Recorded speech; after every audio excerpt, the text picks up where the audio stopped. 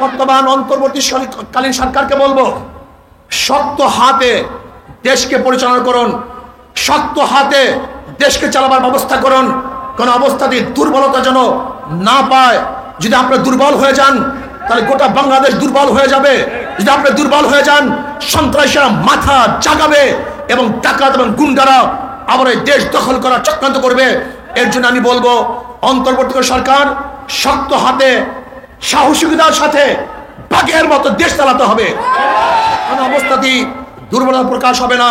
আর অন্তর্বর্তী সরকারকে বলবো, যেই সমস্ত জায়গাগুলিতে সংস্কার করার জন্য আপনি প্রতিনিধি নিয়োগ করেছেন, খবরদার প্রত্যেকটা সংস্কারের মধ্যে এদেশের সংখ্যাগরিষ্ঠ মুসলমানদের প্রতিনিধি আলেমদেরকে থাকতেই হবে। ইসলামী আন্দোলন বাংলাদেশ সিদ্ধিরগঞ্জ থানা শাখা কর্তৃক আয়োজিত আজকে গণসমাবেশের সম্মানিত সভাপতি, ওলামায়ে কেরাম, সর্বস্তরের জনগণ ভাইয়েরা আমার, এই দেশ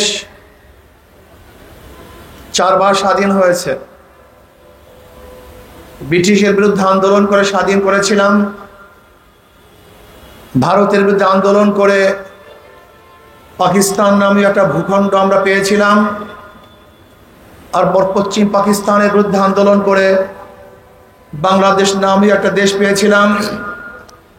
আর 2024 5ই আগস্ট আমরা স্বৈরাচার, ফ্যাসিস্ট, খুনি শেখ হাসিনার থেকে দ্বিতীয় চতুর্থবার আমরা দেশ স্বাধীন করেছি।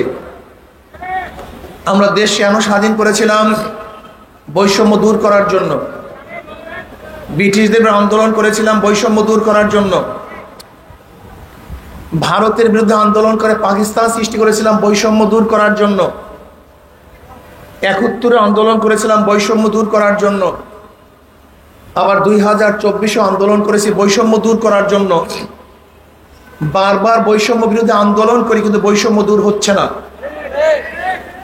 5ই আগস্টের পরে যে জুলুম, নির্যাতন, হত্যা মামলার থেকে, মিথ্যা মামলার থেকে, ধর্ষণের থেকে বাঁচার জন্য আন্দোলন করেছিলাম। আবারও 5ই আগস্টের পরে দেখেছি সেই একই দখলদারি, চাঁদাবাজি, মিথ্যা মামলা। এর জন্য দেশের মানুষ আন্দোলন করে নাই, সংগ্রাম করে নাই।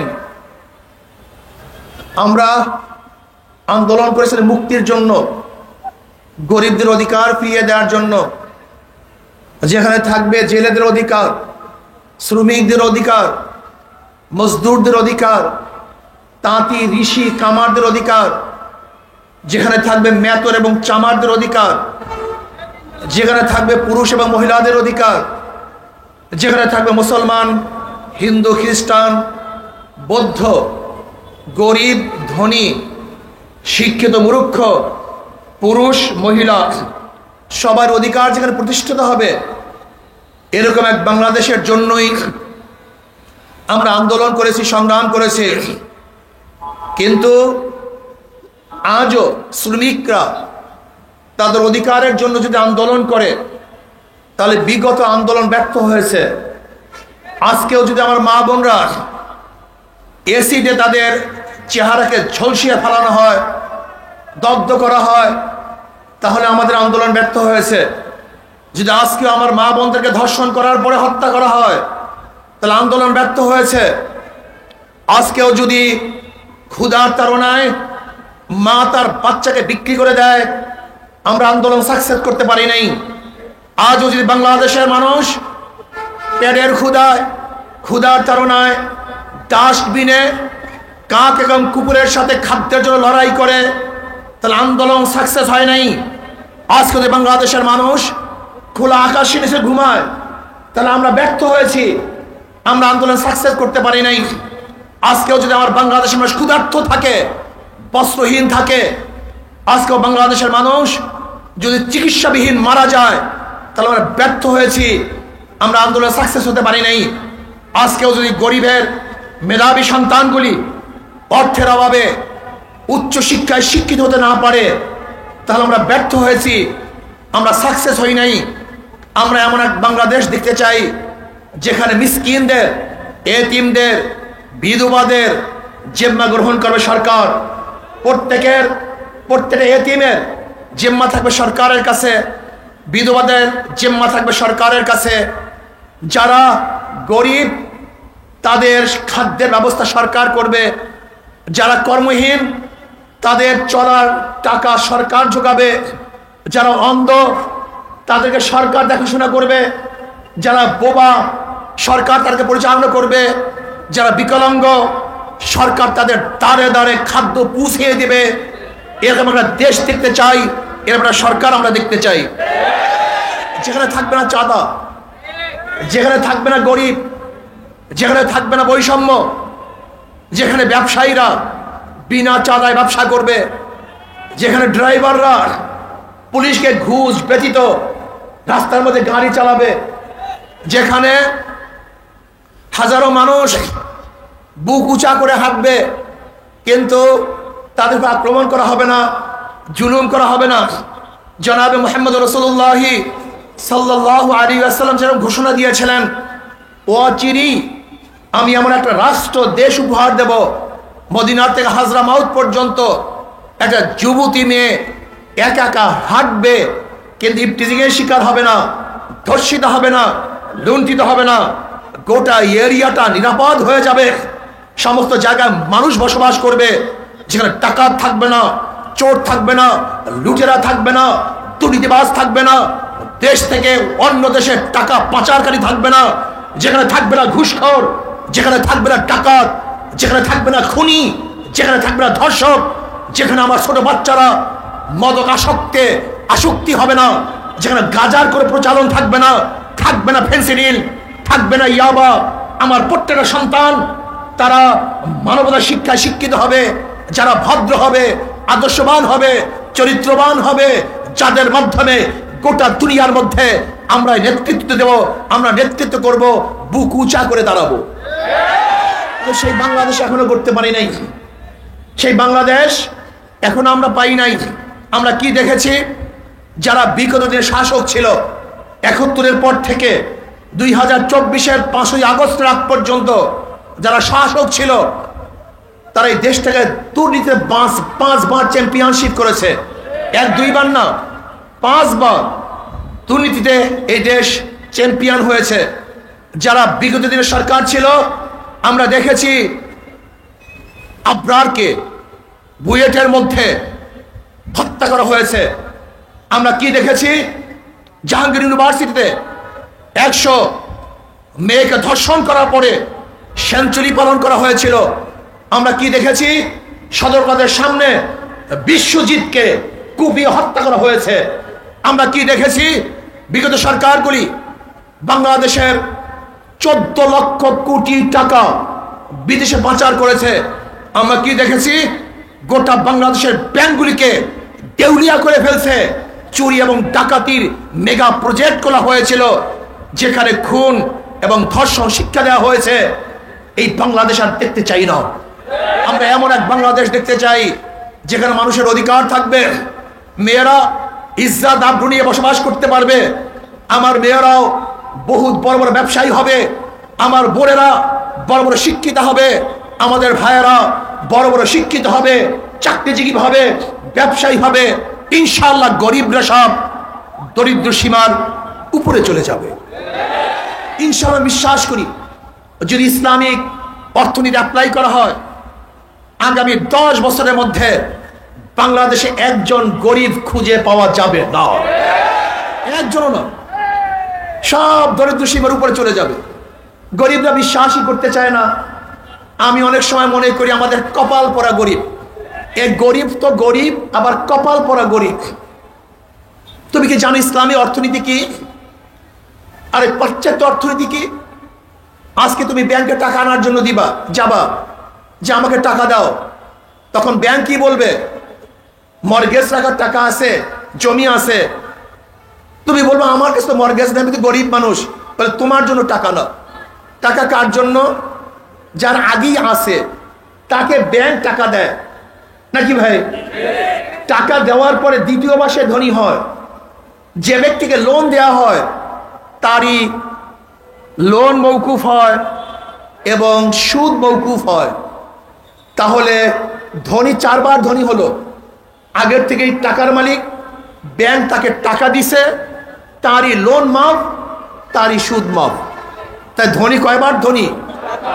আর গরিবের পেটের মধ্যে 5টা লাথি, আগের থেকে টাকা ছিল না 1 লাথি, ব্যাংক তাকে টাকা দেয় নাই 2 লাথি, তার লোন মাফ হয় নাই 3 লাথি, তার সুদ মাফ হয় নাই 4 লাথি। এবং বাংলাদেশ ব্যাংকে যদি টাকা থাকতো, বাংলাদেশের নাগরিক হিসাবে সেই টাকার মালিকও সে ছিল, কিন্তু গরিবদেরকে লোন মাফ করার কারণে সেখান থেকে মাহরুম করে গরিবদেরকে 5টা লাথি দেওয়া হয়। তার মানে বর্তমান অর্থনীতি সব ধনীদের জন্য, গরিবদের জন্য নয়। ইসলামী অর্থনীতি সবই গরিবদের জন্য। যাকাত কাদের জন্য? গরিবদের জন্য। ফাতরা কাদের জন্য? গরিবদের জন্য। উসর কাদের জন্য? গরিবদের জন্য। মানত কাদের জন্য? গরিবদের জন্য। দান কাদের জন্য? গরিবদের জন্য। ইসলামের সমস্ত অর্থনীতি গরিবদের জন্য, আর পুঁজিবাদী সমস্ত অর্থনীতি ধনীদের জন্য। এর জন্য পুঁজিবাদী অর্থনীতি ধনীকে ধনী বানায়, গরিবকে গরিব বানায়, আর ইসলামী অর্থনীতি গরিবকে ধনী বানায় আর ধনীদেরকে ভারসাম্য রক্ষা করায়। এমন না আঙ্গুল ফুল কলা গাছ হবে। মাত্র বাংলাদেশের গোটা অর্থনীতি 20-25 ফ্যামিলির কাছে, গোটা বাংলাদেশের টাকা মাত্র 20-25টা ফ্যামিলির কাছে গোটা বাংলাদেশের অর্থনীতি। এটা হতে পারে না। 18 কোটি মানুষের টাকা থাকবে মাত্র 20 জনের কাছে, 25 জনের কাছে। এটা হতে পারে না। আমরা সুষম বন্টন চাই, আমরা সুষম বন্টন করতে চাই। আজকে আপনি জানেন বাংলাদেশ 18 লক্ষ কোটি টাকা ঋণী। কত লক্ষ কোটি টাকা? 18 লক্ষ কোটি টাকা ঋণী। আজকে বাংলাদেশের এখানে যতগুলি নাগরিক দাঁড়িয়ে আছেন, প্রত্যেকের মাথার উপরে 1.5 লক্ষ টাকা ঋণ। 1.5 লক্ষ টাকা প্রত্যেকটা নাগরিক ঋণ। এটা হতে পারে না, এটা হতে দিতে পারি না। যে 18 লক্ষ টাকা ঋণই আসি, যদি আজকে 18 লক্ষ টাকা বাংলাদেশের জনগণকে সুষম বন্টন করা হতো, তাহলে বাংলাদেশে একজন গরিবও খুঁজে পাওয়া যেত না। 14 লক্ষ কোটি পাচার করা হয়েছে। 14 লক্ষ কোটি টাকা বুঝেন? বর্তমান বাংলাদেশের বাজেট হয়েছে 7 লক্ষ কোটি টাকা গোটা বাংলাদেশের জন্য। এরকম 2 বারের বাজেট শুধু পাচার করা হয়েছে। যদি 14 লক্ষ কোটি টাকা চুরি ডাকাতি না করে বাংলাদেশের গরিবের মধ্যে সুষম বন্টন করা হতো, আপনি বলুন বাংলাদেশে একটাও গরিব থাকতো? একটা গরিবও থাকতো না। সবাই দরিদ্র সীমার উপরে চলে যেত। কিন্তু আজকে আমাদেরকে ভুল বুঝিয়ে ইসলামের ফুবিয়া, ইসলাম আসলে এইটা হবে সেইটা হবে, মেয়েদেরকে বস্তাবন্দি করা হবে, তুমি ঠিক মতো চলতে পারবে না। এটা ডাকাত এবং গুন্ডা বদমাশ দুর্নীতিবাজরা ইসলামের ফুবিয়ার মাধ্যমে ওরা ইসলামকে প্রতিষ্ঠিত করতে চায় না। ওরা জানে ইসলাম প্রতিষ্ঠিত হলে ওদের ডাকাতি, গুন্ডামি আর বদমাশি বাংলাদেশে চলবে না। এই জন্য গরিবদেরকে সতর্ক থাকতে হবে, সচেতন থাকতে হবে, সমস্ত জনগণকে ঐক্য হতে হবে। সেই ঐক্যটা কি হবে? আগামীতে জনগণকে ঐক্য হতে হবে। যাদের দলের মধ্যে, যার মধ্যে গুন্ডা আছে, বদমাশ আছে, দুর্নীতিবাজ আছে, চাঁদাবাজ আছে, আমরা ভোটাররা তাদেরকে ভোট দেব না। কোন অবস্থাতেই যে দলের মধ্যে চাঁদাবাজ, দুর্নীতিবাজ, খুনি থাকবে, সেই দলকে যদি আমরা বয়কট করি, তাহলে বাংলাদেশ আর কোন দুর্নীতিবাজ ক্ষমতা আসতে পারবেন না ইনশাআল্লাহ। এই জন্য আসুন আমরা জনগণ ঐক্য হই, ভালোর পক্ষ ঐক্য হই। জীবন বা সরকার পরিবর্তন হবে, নীতি আদর্শে পরিবর্তন না হলে কোনোদিন আমরা শান্তি পাবো না, মুক্তি পাবো না। এর জন্য বারবার উদাহরণ দেই। একজনের নাম এ, একজনের নাম বি, একজনের নাম সি। এও চোর, বিও চোর, সিও চোর। ক্ষমতা আছে এ, সে কি করবে? হটাও এ, বসাও বি, সে কি করবে? হটাও বি, বসাও সি, সে কি করবে? দলের পরিবর্তন হয়েছে, নেতার পরিবর্তন হয়েছে, নীতি আদর্শ পরিবর্তন হয়নি। ওসি পরিবর্তন হয়, ঘুষের পরিবর্তন হয় না। এসপি পরিবর্তন হয়, ঘুষের পরিবর্তন হয় না। ডিসি পরিবর্তন হয়, ঘুষের ফান্ড কমে না।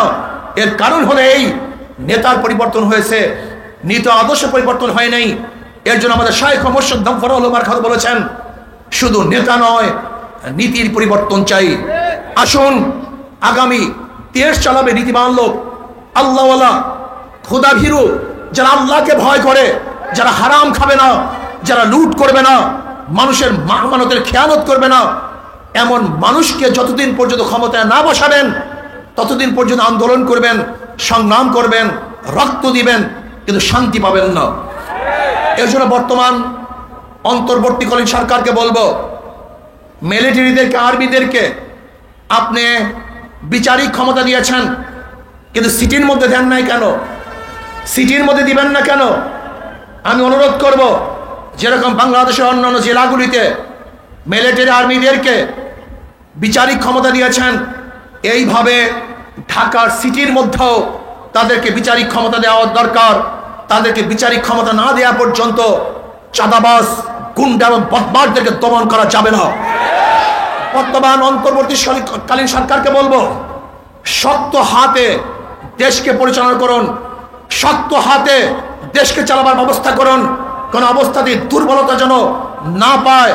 যদি আপনি দুর্বল হয়ে যান তাহলে গোটা বাংলাদেশ দুর্বল হয়ে যাবে।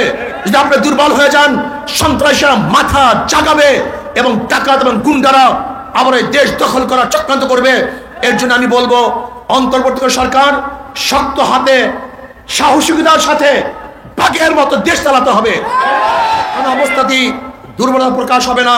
আর অন্তর্বর্তী সরকারকে বলবো, যেই সমস্ত জায়গাগুলিতে সংস্কার করার জন্য আপনি প্রতিনিধি নিয়োগ করেছেন, খবরদার প্রত্যেকটা সংস্কারের মধ্যে এদেশের সংখ্যাগরিষ্ঠ মুসলমানদের প্রতিনিধি আলেমদেরকে থাকতেই হবে।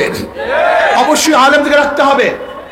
আপনার সংবিধান সংস্কার করার জন্য যেই ব্যক্তিকে নিয়োগ দিয়েছেন, জানি না প্রথম যার নাম আসছে তাকে পরিবর্তন করার পর আর একজনকে কেন দিয়েছেন। তিনি আমেরিকাতে থাকেন, আমেরিকার কৃষ্টি কালচারে বড় হয়েছেন। আমি বলবো, সেই কমিটির মধ্যে এই মাটি ও মানুষের অবস্থা বুঝে, এই দেশের নারী বুঝে এমন আলেমদেরকে, জ্ঞানী ব্যক্তিদেরকে সংবিধান সংস্কারের যদি সদস্য বানানো না হয় তাহলে বাংলাদেশ আবারও ভুল করবে।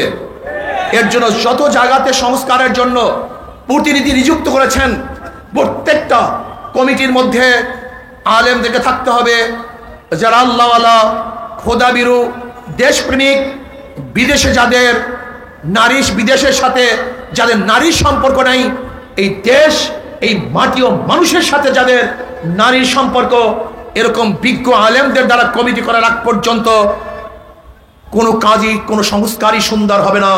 আর আমরা চাই আগামী নির্বাচন পিআর সিস্টেমে সংখ্যানুপাতিক হারে নির্বাচন হবে, যেখানে মার্কায় ভোট দিবে। কিসে ভোট দিবে? মার্কায় ভোট দিবে, ব্যক্তি থাকবে না। সব জায়গায় মার্কায় ভোট দিবে। যেই মার্কায় যত পার্সেন্টেজ পাবে ওই পার্সেন্টেজ অনুযায়ী তাদের সদস্য সংসদে যাবে। ধরে নেন হাত পাখা মার্কায় যদি 30% ভোট পায়, তাহলে 100 থেকে 30 জন সংসদ সদস্য তারা পাবে। ধরে নেন এরকম ভাবে যেই মার্কায় যত পার্সেন্টেজ ভোট পাবে ওই মার্কার অতগুলি প্রতিনিধি পাবে। তাহলে কি হবে? কোনো গুন্ডা এবং পেশি শক্তি, কালো টাকা দিয়ে কেউ ভোট ক্রয় করতে পারবে না। 80% দুর্নীতি এমনিতে দূর হয়ে যাবে। এবং যেই মার্কায় যত পার্সেন্টেজ ভোট পাবে ওই দল ভালো লোকগুলি কি সংসদে পাঠাবার চেষ্টা করবে।